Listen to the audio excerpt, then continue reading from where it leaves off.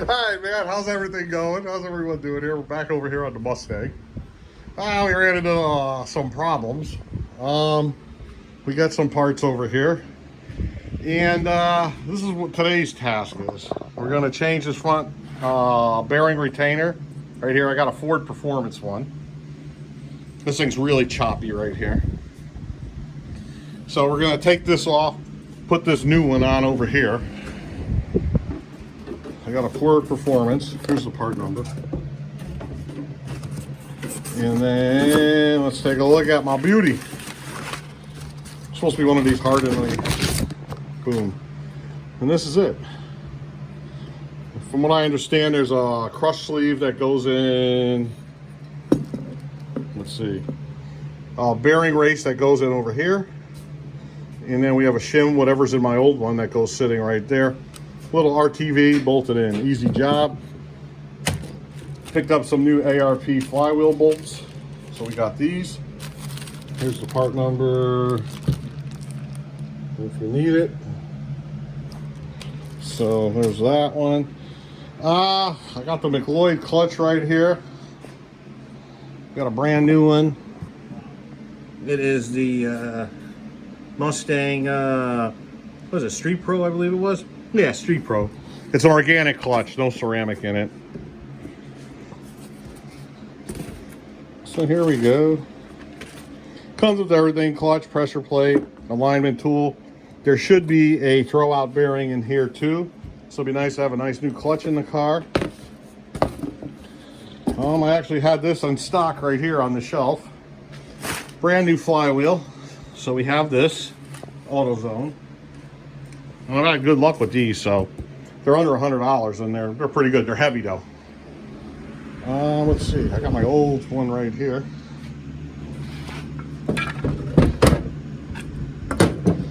This flywheel has a few thousand miles on, probably 5,000 miles on it. It was brand new when I had the training out for something in the past, and I put a new one on here. We had a lot of fun with this clutch system here, and this flywheel hung in pretty good. Old clutch over here. What's up, guys? We have one of these AutoZone Valeos, whatever the hell they are. Still kind of good. Could use it. Pressure plate. But what happened was I was driving the car a couple weeks ago. Clutch cable broke on me and left me stranded on the side of the road. So I put the new clutch cable in and the clutch is grabbing real high. So I just said, screw it, we're just gonna put B here. We're just gonna put new stuff in. So let me get set up here and we're gonna change this thing first. So hold on a second. All right guys, we're gonna pull this thing off first. Let's see how tight these are. I got it marked so I know which way to put the new one. I hope it's, yeah, you got the little nub right here. Well, we're gonna have to take a look, we'll see.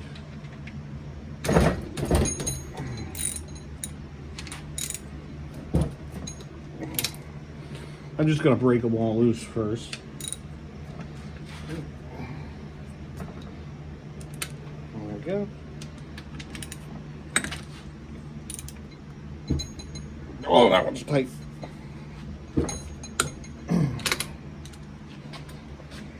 Go.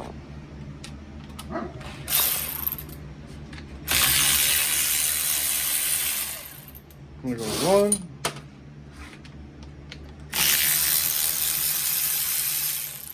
2,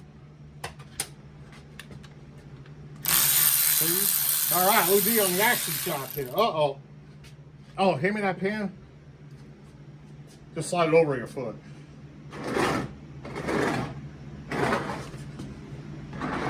There we go. Now we got a little spillage.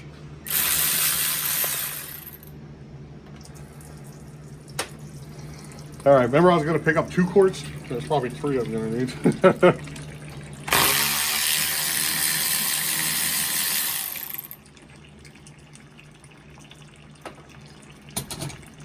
All right. Let's see how she pops off. Uh-oh. Let me get a little little screwdriver to try this. All right, let's see if this will work.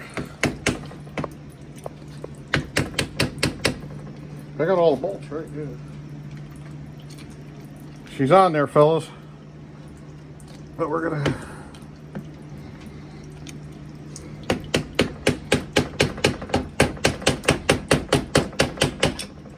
Man, this sucker's on there. Am I right? You're really not supposed to use a. Tap it like.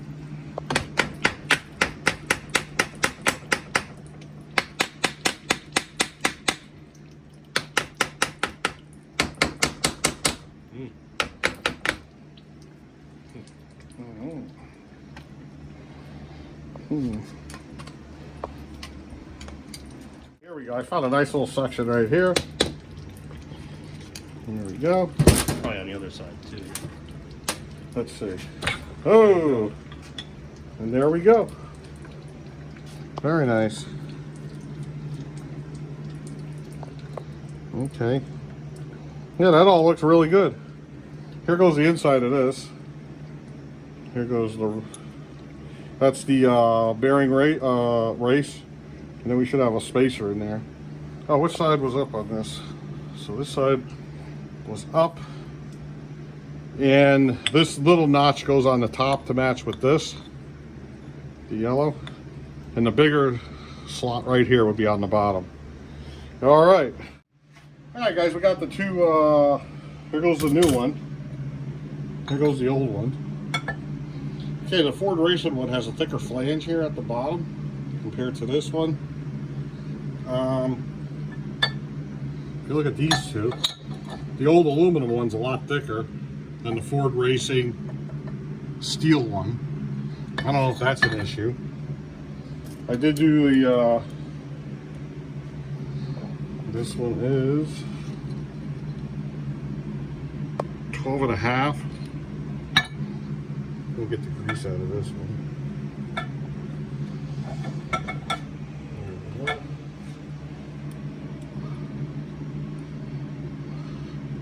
This is 11.5 diameter. I don't know if that makes a difference or not. Then we got the thickness here, 14.25.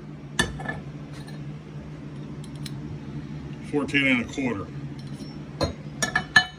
So, I don't think this interdimensions, I guess because this is aluminum, an original aluminum one, that they make the aluminum one thicker, because it's aluminum, of course. And the steel one doesn't have to be as thick, I'm thinking. I don't know. But it says it's for this car. And what happened was I ordered this off of Amazon. I went on American Muscle and LMR, and I needed it like within the next day or two. And basically, if you order from LMR or Amazon, and you get the standard shipping, it's going to take a week or two to get it over here in Connecticut. So I'm not waiting a week or two for a part. So I went to Amazon, same part number, got the same thing. It was $10 more, but I had it in 2 days. So that's why I got this from Amazon and the ARP bolts. But typically I try to buy everything from LMR or American Muscle. All right then, here goes the inside here. Oops. This is what it looked like. There's your race. It goes like that. And then you have a shim here. And that's it. And pretty much, this just goes in here like this. And this goes in here like this. And that's it. Now I just got to put some RTV around the edge of this, and we're going to reinstall it. And it has the same markings here.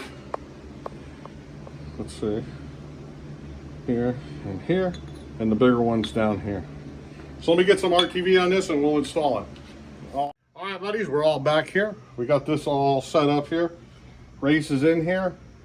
We got some right stuff going around everything. I got some blue thread locker on the bolts. This is all cleaned up nice. The surface. And what was it? The little one was on top, right? Mm-hmm. Yeah, little one on top. So we just go like this. Let's line up these bolts. There we go. Ah, look at that, right in there.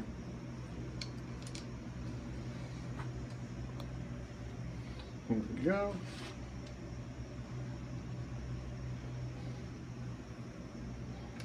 See, I don't remember if we have to put grease on this or anything. No. I'm just gonna bring them in with this.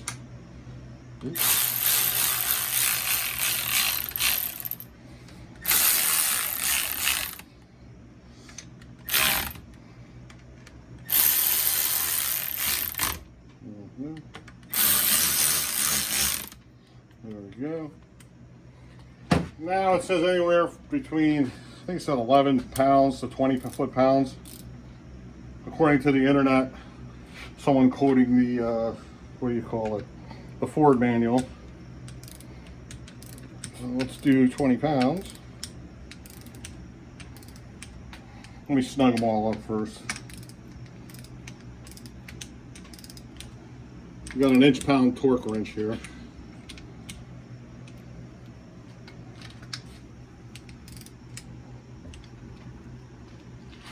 Okay.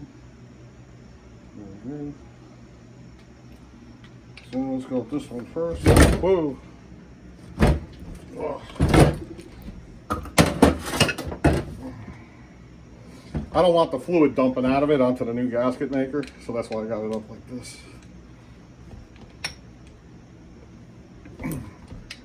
Yeah.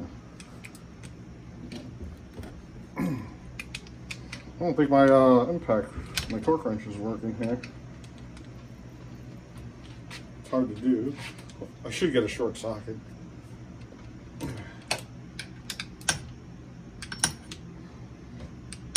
Yeah, this ain't working. There's no freaking way. It's on the 20. That shouldn't be that tight. All right, we're gonna do this manually then.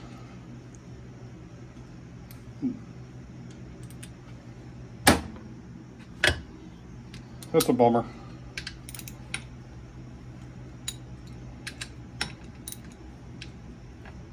Okay.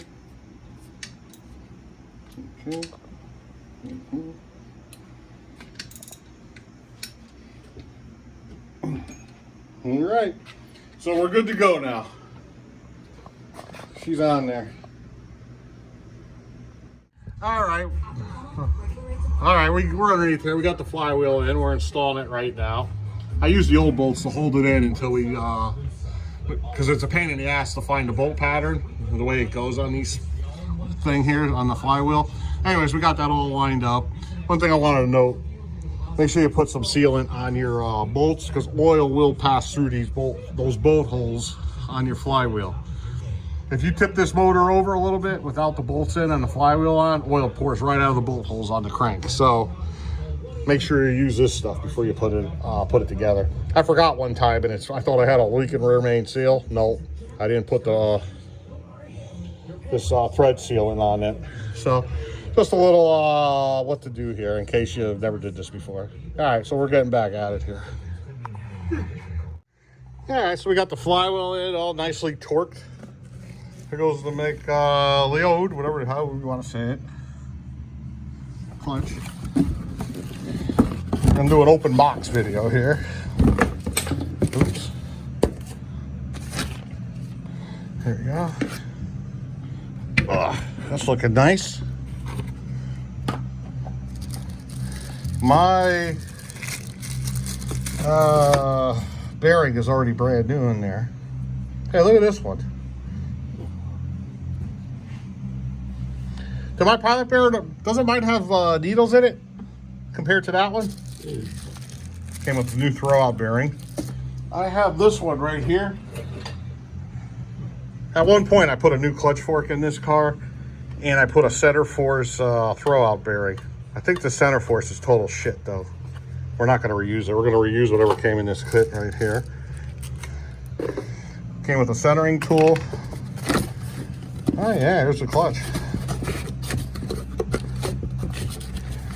Nice clutch plate right there. Yeah, not bad at all. All right, so yeah, we're gonna throw this thing in right now. I just figured I'd show you what it is. There's a million videos on YouTube on how to throw it in. Basically just gets bolted in around here. Center it with this, you're good to go. Throw out bearing goes in later. All right, then, I'll be back. See you. Was this bearing retainer? If you can see, mine's all looks like an original piece right here. So this is what it came with. But what happens is when this goes into the belt housing, this right here rides inside the belt housing right here. The new one is just a little, it's still new. It's never been in anything. So I had the hell of a time. We already had the transmission up in here. I already had the little jack, the transmission jack out of the, underneath the car. Was pushing the transmission itself into the belt housing. Lined up the shaft with the splines. We got it started. And for like an hour, we sat there trying to figure out what the hell is the problem. Why won't this sink in all the way? And then we started looking at, we noticed that this right here, on the new one, it fit in eventually there, but if you go to do this, make sure you test fit this into your belt housing before you go through all the trouble like we just did.